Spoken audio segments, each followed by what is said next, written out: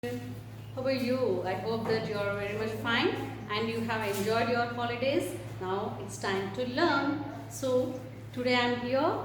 I brought you my new canvas, lesson number 1, 7th class, main course book. Okay. Today I am here to introduce the lesson 1. Okay. Before I introduce the lesson, let's discuss about a few things. What do we breathe? Obviously air.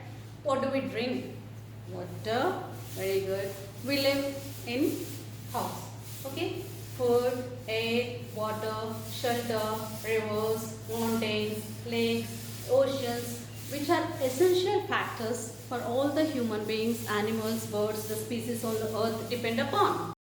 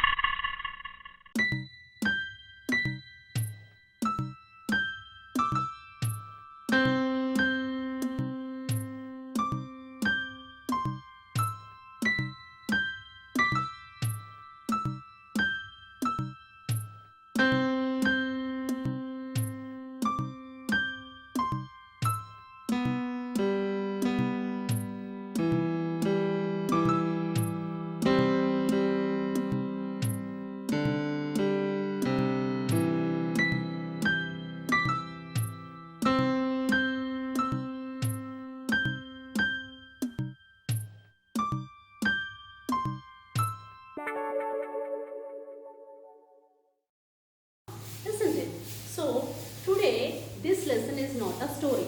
It is a speech of 12 years girl. They formed into a organization and I am going to forward the video based on this lesson, the speech given by Servan Suzuki. She delivered this speech. She was very much worried about the pollution and she is very much worried about the future, what we are going to give to the future, and she questioning the adults that are they thinking about the future or not. I hope that you'll understand the present problems which we are facing and you to think about the future generation. Watch them. Hello, I'm Severin Suzuki speaking for ECHO, the Environmental Children's Organization. We're a group of 12 and 13-year-olds trying to make a difference. Vanessa Seti, Morgan Geisler, Michelle Quigg, and me. We've raised all the money to come here ourselves, to come 5,000 miles to tell you adults you must change your ways. Coming up here today, I have no hidden agenda. I am fighting for my future.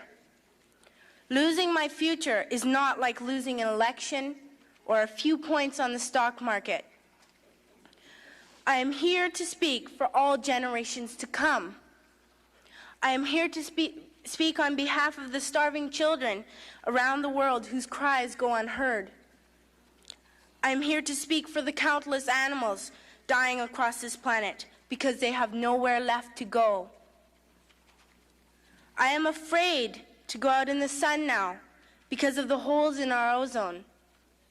I am afraid to breathe the air because I don't know what chemicals are in it. I used to go fishing in Vancouver, my home, with my dad, until just a few years ago we found the fish full of cancers. And now we hear of animals and plants going extinct, every day vanishing forever. In my life, I have dreamt of seeing the great herds of wild animals, jungles and rainforests full of birds and butterflies, but now I wonder if they will even exist for my children to see. Did you have to worry of these things when you were my age? All this is happening before our eyes, and yet we act as if we have all the time we want and all the solutions. I'm only a child, and I don't have all the solutions. But I want you to realize, neither do you. You don't know how to fix the holes in our ozone layer. You don't know how to bring the salmon back up a dead stream. You don't know how to bring back an animal now extinct. And you can't bring back the forest that once grew where there is now a desert. If you don't know how to fix it, please stop breaking it. Here, you may be delegates of your government, business people, organizers, reporters, or politicians, but really, your mothers and fathers, sisters and brothers, aunts and uncles, and all of you are someone's child. I'm only a child, yet I know we are all part of a family, 5 billion strong. In fact, 30 million species strong. And borders and governments will never change that. I'm only a child, yet I know we are all in this together and should act as one single world towards one single goal. In my anger, I am not blind, and in my fear, I am not afraid of telling the world how I feel. In my country, we make so much waste. We buy and throw away, buy and throw away, buy and throw away, and yet northern countries will not share with the needy. Even when we have more than enough, we are afraid to share. We are afraid to let go of some of our wealth. In Canada, we live the privileged life, with plenty of food, water, and shelter.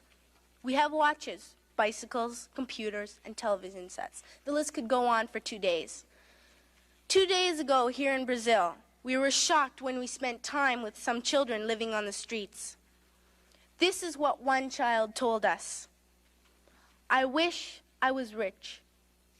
And if I were, I would give all the street children food, clothes, medicines, shelter, and love and affection. If a child on the streets who has nothing is willing to share, why are we who have everything still so greedy? I can't stop thinking that these are children my own age, that it makes a tremendous difference where you are born, that I could be one of those children living in the favelas of Rio. I could be a child starving in Somalia, or a victim of war in the Middle East, or a beggar in India. I am only a child, yet I know if all the money spent on war was spent on finding environmental answers, ending poverty, and finding treaties, what a wonderful place this earth would be. At school, even in kindergarten, you teach us how to behave in the world. You teach us not to fight with others, to work things out, to respect others, to clean up our mess, not to hurt other creatures, to share, not be greedy. Then why do you go out and do the things you tell us not to do? Do not forget why you are attending these conferences, who you're doing this for. We are your own children. You are deciding what kind of a world we are growing up in. Parents should be able to comfort their children by saying, everything's going to be all right. It's not the end of the world, and we're doing the best we can. But I don't think you can say that to us anymore. Are we even on your list of priorities? My dad always says, you are what you do, not what you say. Well, what you do makes me cry at night. You grown-ups say you love us, but I challenge you, please, make your actions reflect your words. Thank you.